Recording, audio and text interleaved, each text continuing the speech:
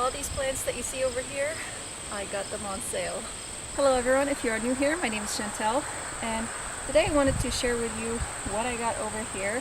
I got myself an early birthday gift, and I went to Home Depot and I picked up a whole bunch of plants that were on sale. It is the end of the season over here for us. We live in Zone 5B. Everyone's kind of putting their plants on sale. So if you are looking to buy plants and you want to save a little bit of money, going by the end of the summer season to the big box stores and maybe nurseries as well, you might find some really good plants on sale. They don't all look super hot, but by next season they are going to look beautiful. I'm sure of that. Let me bring you closer and show you what I have. Let's start with this one over here.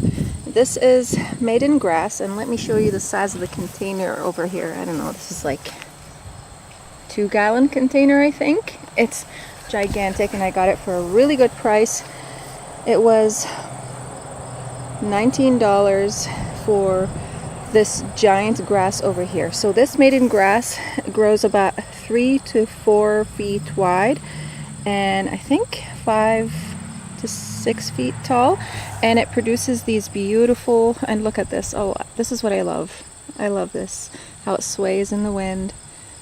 It's gorgeous. Anyways, it creates these beautiful plumes at the top in the fall, and by the end of the fall season these blooms turn into beautiful kind of brownish color, golden brown, and I just can't, this is so beautiful. I love how it sways in the wind. I'm sorry, I keep getting distracted. Anyways, so it produces these beautiful blooms, and if you look a little bit closer, the stems have a little bit of a pink hue or purple hue to them, and it has this white variegation in the middle of the leaves as well.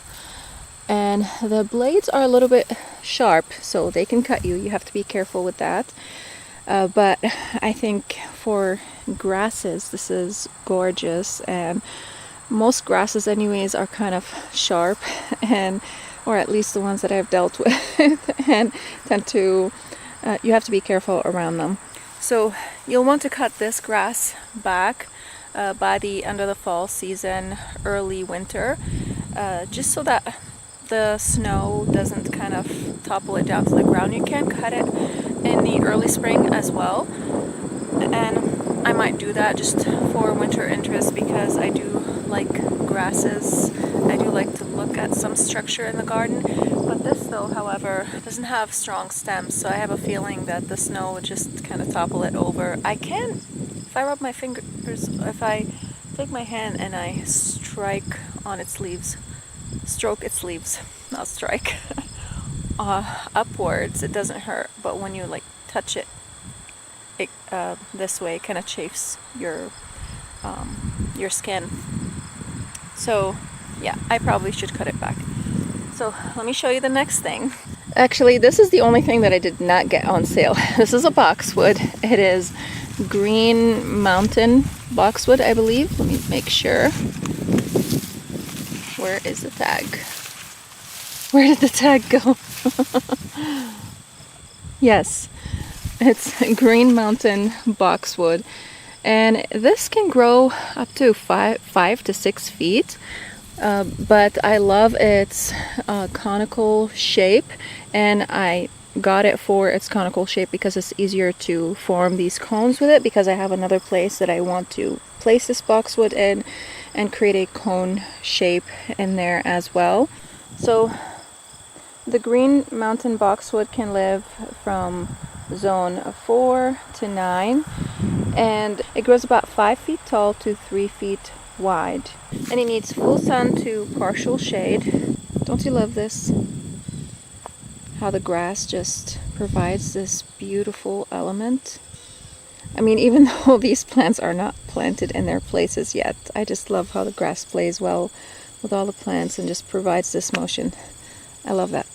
I can't get over it. So anyways, this grass, I forgot to mention also, loves to be in the sun and can tolerate drought. It can tolerate boggy areas. It I don't know if it spreads in boggy areas though. I have no idea about that. If any of you have grown it in a boggy area or more of a wet area, let me know if you face any problems with it, if it spreads itself by seeds or not. That would be nice to know.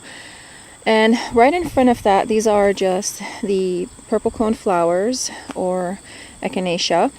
And I got 3 of them because if you remember in one of my videos when I was cleaning up one of our front beds over here in front of the house, I had some black-eyed Susans over there, but some of them died and one of them had some sort of a disease, so I had to pull it out, and they weren't looking so great. And I found these on sale, and I was thinking of putting echinacea there anyways, and I thought, you know, now is the perfect time to buy it instead of waiting for next year and seeing how the black-eyed Susans do, and maybe they'll do good, maybe they'll do bad, and then I'll have to buy the echinaceas, and I don't want to buy it when it's on full price. These are 1-gallon containers, I think, and they have tons of plants in them. It's not just one plant, so I can easily propagate them to a lot of places if I want to, but I'm not going to do that because I want to fill up that area. But next season I might be able to propagate from them, or the season after that I can take some and plant them in my other gardens or in my butterfly garden, which is perfect. I love echinacea, and I thought the pink flowers would work out really well in that bed. So anyways, and purple cone flower I believe can survive up to zone 3, but let me look it up and just make sure. I don't want to be telling you wrong information.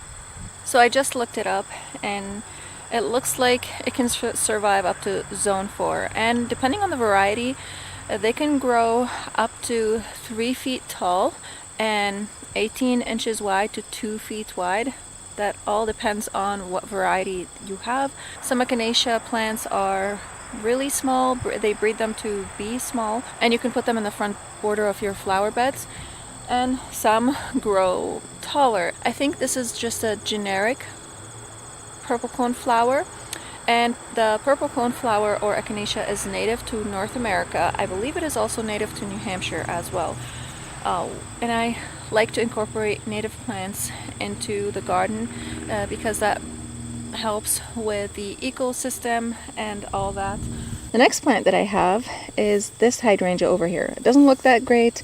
It looks like it had some dead on it. The leaves aren't doing super great. They don't look super healthy. It looks like it's lacking some nutrients, but that's totally fine. I can give it some fertilizer and right now and in the spring as well, and it will do better, and I'll also be pruning it a little bit. I believe this blooms on new and old wood. This is a Proven Winners variety. It is, let me bring the tag up over here. This is a Let's Dance hydrangea. I'm not sure if this changes its color. Like if you have a more acidic soil, would it turn blue or would it stay pink? I have no idea. And it says it's a reblooming big leaf hydrangea, which is awesome. I would love a reblooming hydrangea. I love hydrangeas. I'm a little obsessed actually. And it grows 3 to 4 feet tall. It needs about 4 to 6 hours of sunlight. That means partial shade. So the Let's Dance hydrangea is going to bloom in the summer and again in the fall. And I'm thinking I'll probably have to re-amend it after it does its first flush of blooms so that it can have more energy to put on these really big blooms, which I really love. I love the really big hydrangea blooms, and it's a little bit difficult to do that in our area because we don't have an acidic soil. Our soil is 6.8 pH, so I have to keep applying a soil acidifier into the soil to change the pH of the soil, and just putting lots of amendments to kind of change the soil chemistry to make these hydrangeas thrive. I had an oak leaf hydrangea in one of my flower beds, and it looks like now on its 4th year it's finally starting to kind of put on some growth, and its leaves are looking really good, but it loves the water, and I have it in a sunny location and it wilts every single day, so I have to water it every single day if it doesn't rain or if it's not cloudy. And even after I water it, it looks droopy. The old leaves look fine, but the new leaves are droopy, so I'm hoping that it'll do better next year. If it doesn't, and the year after, if it doesn't, I may have to move it, but I will be risking it. But I'm thinking if the old leaves do well, it should be fine. Because as it puts on more growth, it's going to get more woody growth on it, and that's going to make it stronger. The last plant that I have is another maiden grass, but this maiden grass is so gorgeous. It has on its edges these pink variegation on the edges of the leaves. I don't know if you guys can see it, it's so hard to show it. And in the middle it has a white stripe. Can you guys see it?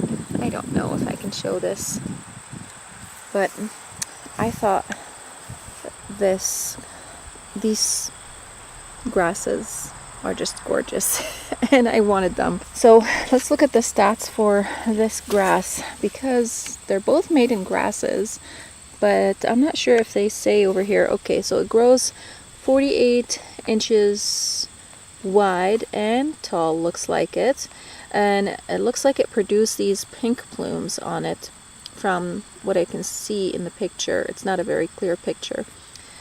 And it needs, oh, its name is Morning Light. Well, that's appropriate. It's hardy to zone 5 and blooms early to late fall. Okay, here we go. That's the height. 4 to 5 feet tall. Oh, perfect. Okay. And here's another quick glance at all of them. And there's a mosquito that's chasing me. Right now I'm going to take some of these plants and place them, and we're going to be planting some of them. So let's go ahead and do that.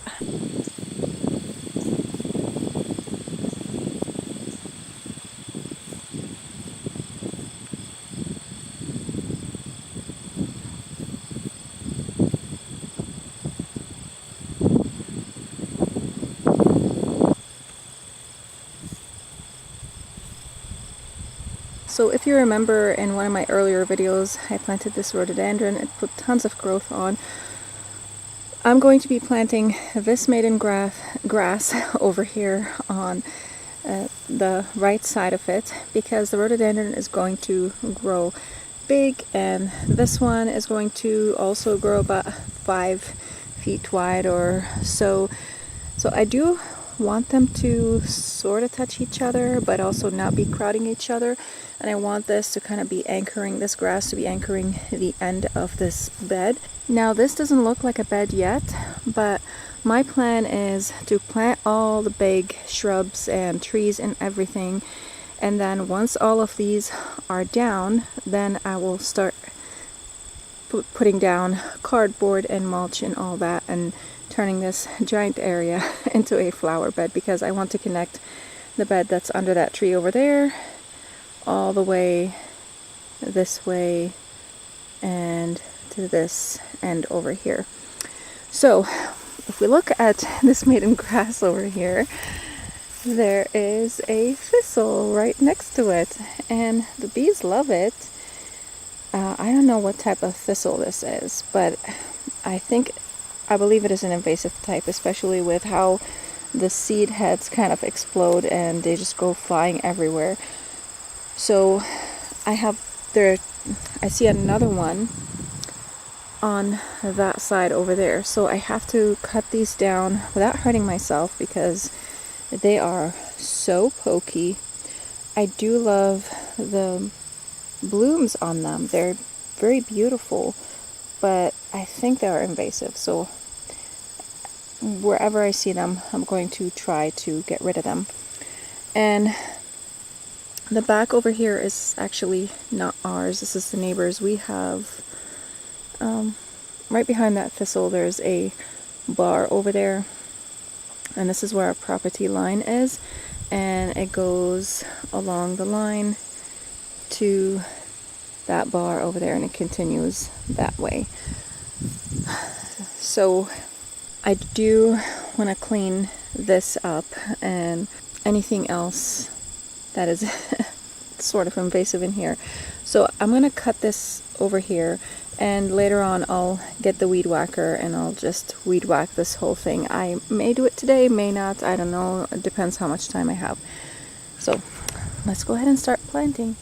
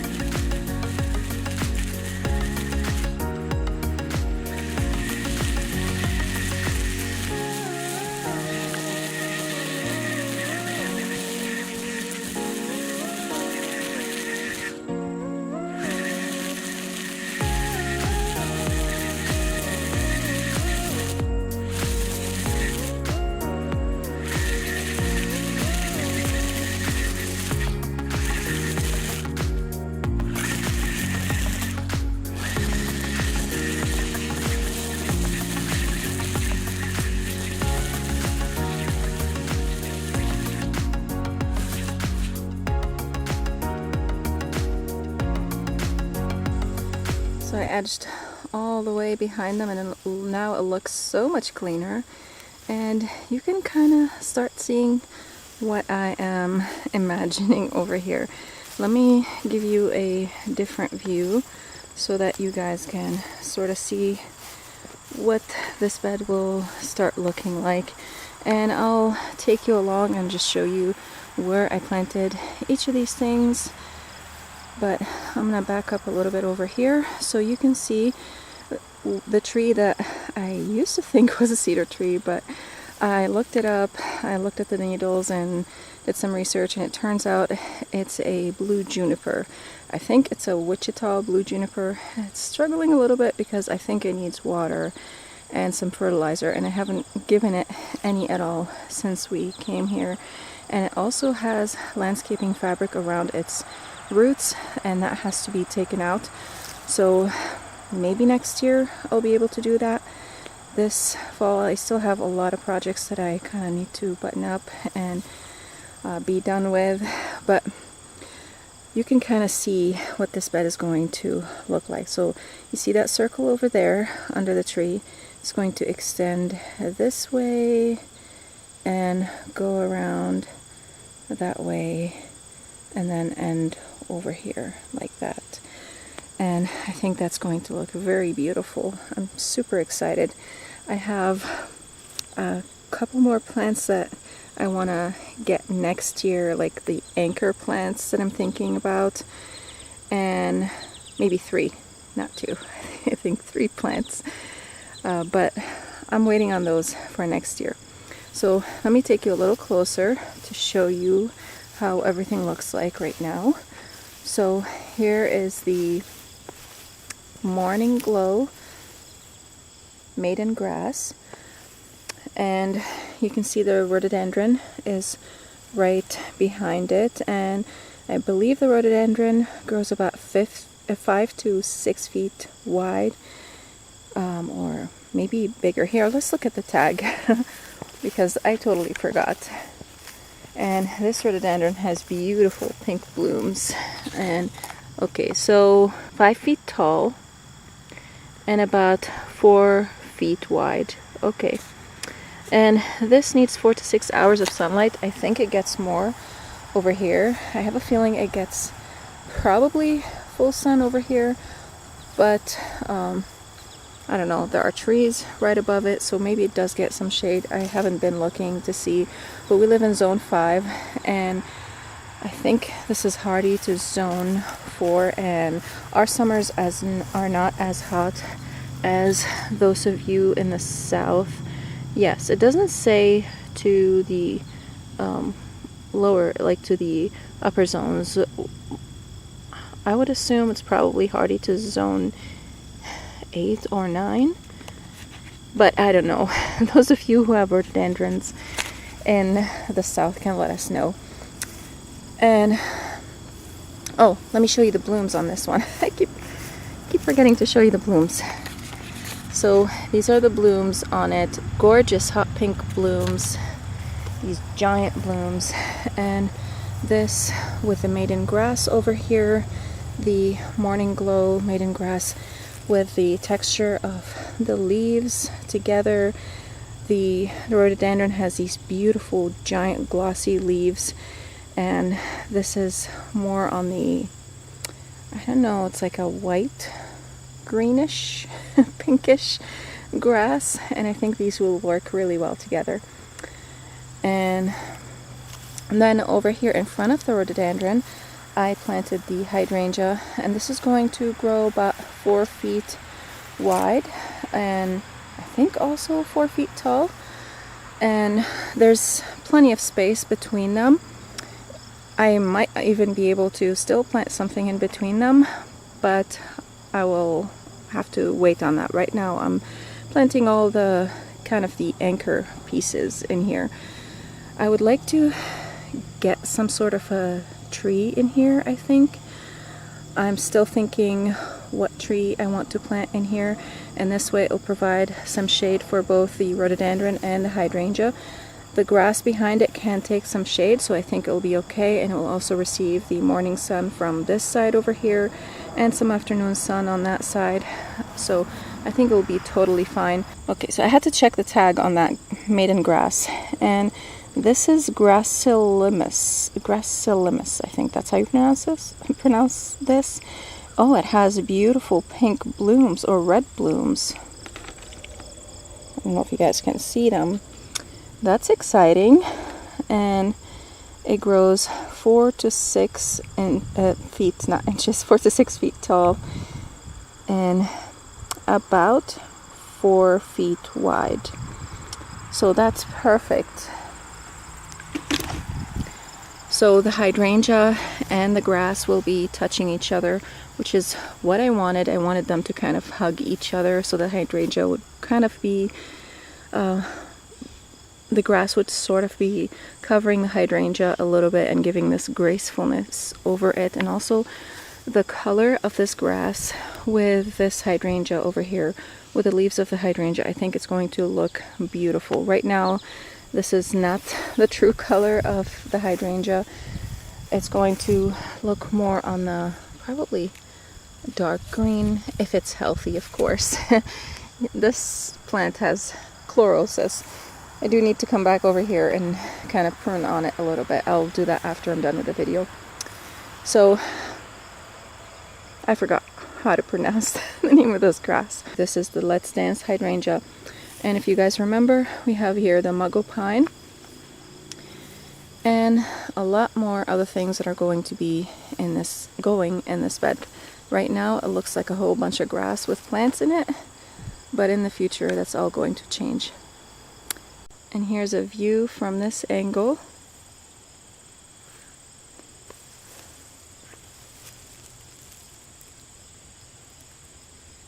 And by the way, these plants are not going here. I have a completely different place for these plants, but I just left them here while I was working. I'll be taking them away from here, actually next to the hose, until I'm ready to plant them.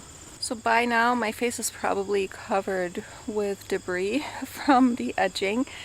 I hope you guys enjoyed this video. If you like these types of videos, go ahead and click that subscribe button and the bell to receive notifications whenever I upload new videos. I also do videos on food preservation, and if you're interested in these as well, I will put a playlist down in the description box below. If I'm still able to do that, I don't know. Does YouTube still let us do that? I have no idea. Anyways, you can check out on the channel if I'm not able to. You can go to the playlist, and I have food preservation playlist in there. If you're interested in that type of stuff, you can click on that and watch all the food preservation stuff, because this is the season right now. There's tons of food preservation upon us, and actually I forgot to edit the video and upload it for today. It was supposed to, today's Saturday, it's my work day. I forgot to upload it to YouTube, so you guys ended up with no video.